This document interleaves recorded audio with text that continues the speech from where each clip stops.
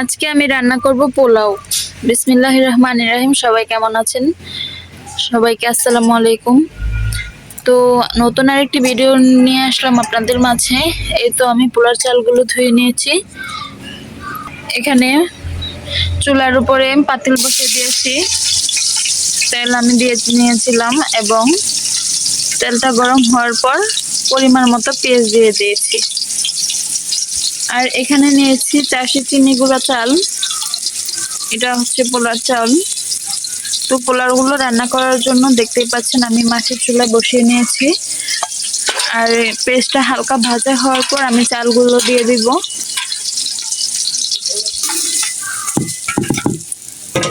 চালগুলো এখন আমি ভালো করে ভেজে নেব হালকা করে।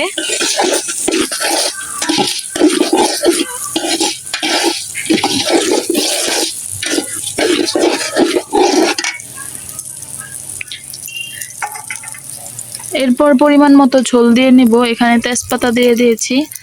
1 কেজির জায়গায় আমি 1.5 কেজি ঝোল দিব, পানি দেব 1 কেজি চালের পরিমাপ অনুযায়ী।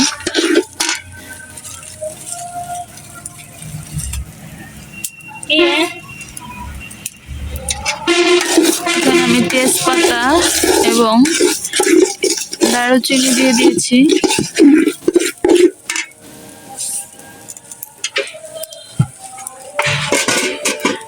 তো ভিডিওটা দেখতে থাকুন এবং আমার চ্যানেলটি সাবস্ক্রাইব করে দিন। এলাচ দিয়ে দিলাম। পানি দে ভাই।